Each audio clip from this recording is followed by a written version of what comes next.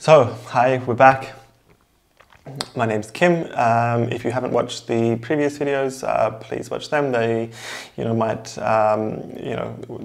might all make a little bit more sense if you've watched them. But if not, I'm still going to try to make it interesting in and of itself. Today, I want to talk about inspiration, and to go into the origins of inspiration, and in particular what inspired me for this project. Because I feel like sort of the origins of someone's ideas can put a lot of context around around that project, and I think that's always a sort of a nice insight into someone's practice or way of thinking is to see sort of how these ideas generated and the different steps along the path that got them to where they are.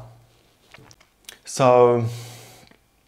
the lamp, the original inspiration for the lamp came maybe something like 7 years ago when I had a job in a bar in Berlin, and we had like a spirit bottle that had a candle jammed in the top, and every night sort of half the candle would burn and the rest of the half the candle would flow down the sides of the bottle and all over the table, and then I'd be stuck at night sort of scraping all this wax off a table, and and then after a while the table started looking really rubbish. But I mean, that was kind of also the aesthetic back in Berlin. Back then, there was like everything looked a little bit rubbish. But I wouldn't want that at home. I wouldn't want to have to scrape wax off my table at home. So I just started thinking, why don't we use oil lamps more? And then I sort of looked at the designs. And often they're sort of a little bit top heavy. These Aladdin lamps, they have like these sort of two levels, and the top level has the fuel, and it looks like it's sort of begging to get knocked over in a bar situation, or maybe like a home situation with kids that it's probably not something that someone's going to go for. So my initial sort of idea was to create something that's bottom heavy. But also has this, has the light at the top of like a stick, and I had this idea of like a ram that would sort of force the oil to the top of the tube, and then the light sort of hangs off the top, and this aesthetic sort of was inspired by oil fields actually. Or like gas fields where they have this sort of barren land and this pipe poking out the top and this one flame that's just like at the top of a stick, and I kind of like this this naked flame at the top. So that was like sort of my initial launching point, was this design, and I think only once I sort of got this initial design idea in my head, sort of I moved forward. I spent quite a bit of time thinking about many different designs for different things, and then as one design becomes potentially feasible, then maybe I'll move forward with this. So that was sort of that point that I decided, okay, let's give it a crack. And then the sort of the ongoing sort of plan was to create the safest, and yet even like still beautiful lamp possible, most beautiful lamp possible. So I think that's sort of the origins of the design for this lamp. In terms of the mini workshop, there's something that's sort of, this idea has come out of my personal experience of having sort of workshops or working out of very small workshops, and always trying to look for maybe getting my own workshop. And I think this is like the world round, but in big cities, or often some of the bigger cities were often sort of built up by artists and the artist community, and often things were very cheap to start with, and the artists came in and transformed parts of the city, and then sort of after a while it becomes hip and trendy, and then business comes in and sees the little the trends and moves in, and then they bring about sort of different jobs, maybe paying more money, that you know, and then there's office spaces that come in, and you know, slowly but surely the artists and the people working with their hands sort of get, you know, kicked out to the fringes of the city because you know, their businesses are maybe sort of not as profitable as maybe some of the big businesses, and I think that's sort of,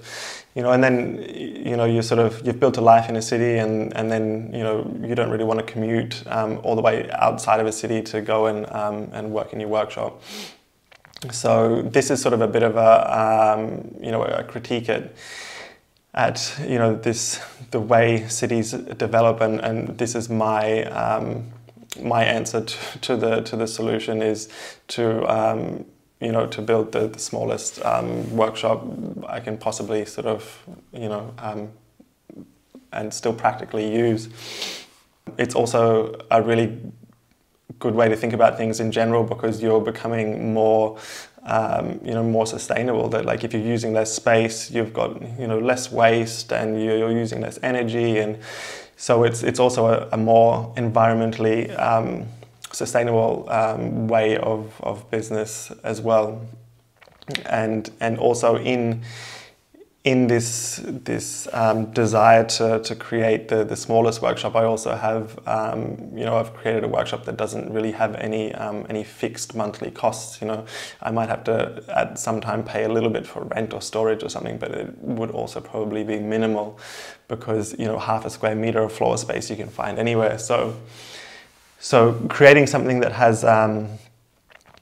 like no monthly fixed costs means that you have a lot more flexibility, and you don't have this burden of a costly workshop sort of hanging over you.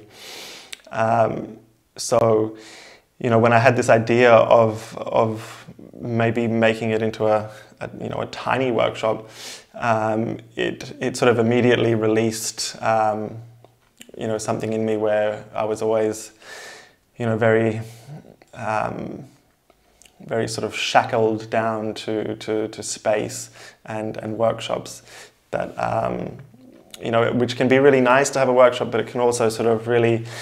hinder you and render some options you know, unavailable, where you sort of are not mobile and you can't sort of go anywhere. Obviously, this is a little bit more of a drastic approach to the situation, but, you know, nonetheless, the sentiment behind it is like, really, let's think about how much space we need, and if we really think about the processes that we need to complete, and maybe other technologies that are available, you know, we can actually reduce the size of and sort of our footprint, you know, quite drastically. Another aspect of inspiration that I've sort of seen sort of happen a number of times, or with myself, is that I only really sort of become you know, really inspired to do something if it challenges me, and if it pushes me slightly outside of my you know, bounds of what I'm really capable of, or what I am at that time capable of. And, you know, I think that's, I'm not sure if that's just me, because the way that I sort of seem to think is that, you know, if I'm going to sort of go on some, you know, wild goose chase, then, you know, at least at the end I've, you know, learned how to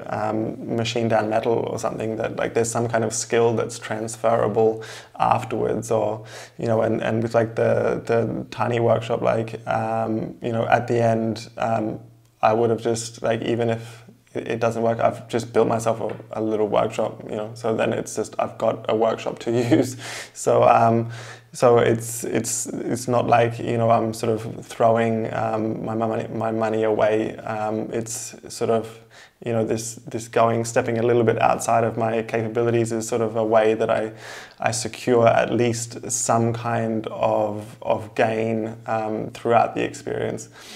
And yeah, I think I'm not sure if that's like a healthy way to deal with things. You know, it sort of might also be nice to just go for something, you know, without thinking about it too much. But, you know, that's sort of also, yeah, you know, you kind of got to make sure you sort of dot your I's and cross your T's and cover your risks, and that's sort of how I do that. So now I would like to talk about the video series, and I've always sort of had this desire to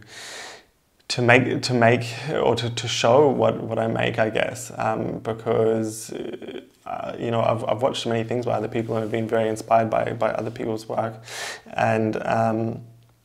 I just I think it's for me personally, like, I don't work with other people very often, so I don't get to share this experience with other people, and it's really nice,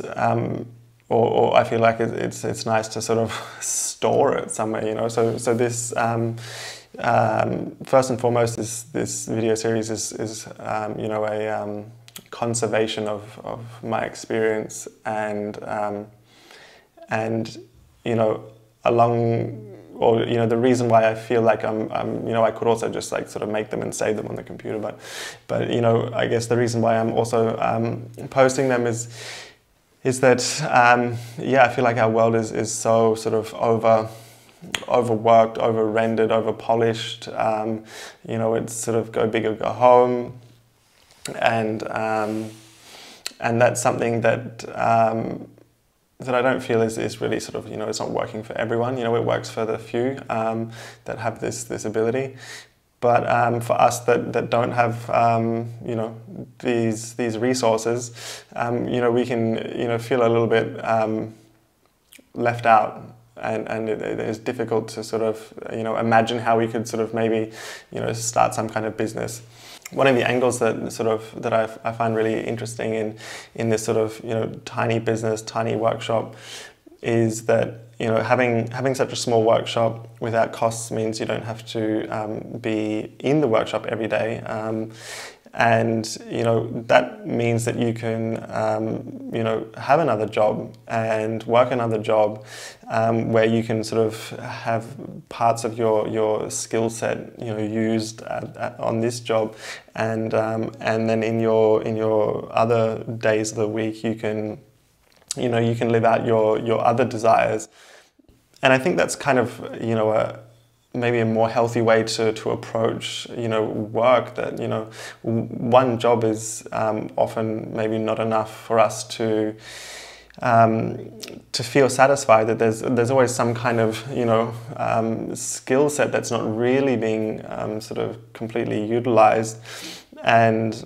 for me, I feel like I'm a pretty good people person, but in my job I work solely with my hands and hardly communicate with anyone apart from a very small team that I work with. But I really like the job, and the reason why this is good is because I can sort of work on my communication skills, and it uses my communication skills, and so then I'm sort of not left wanting maybe a job that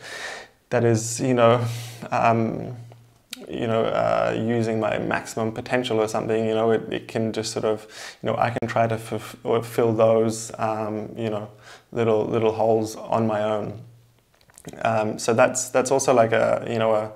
guess an advantage that I've an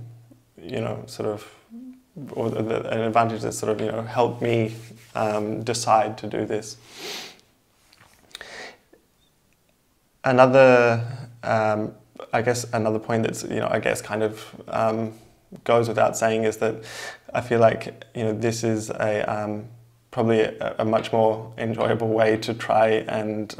get some exposure. Like that's not the sole purpose of making these videos, but it's kind of like a byproduct that people might find out what I'm doing, and that's a good thing. So it's it's like sort of I guess I'm just trying to basically get as many birds with one stone as possible. I think sort of if I want to sort of piece everything together, I think there's enough space in the world for a modest business, and I think that's just thinking differently, maybe consolidating space and thought and and processes, you know, is I guess what I'm about. Please write things and click buttons so things like me, algorithms like me, but you know, also see you soon.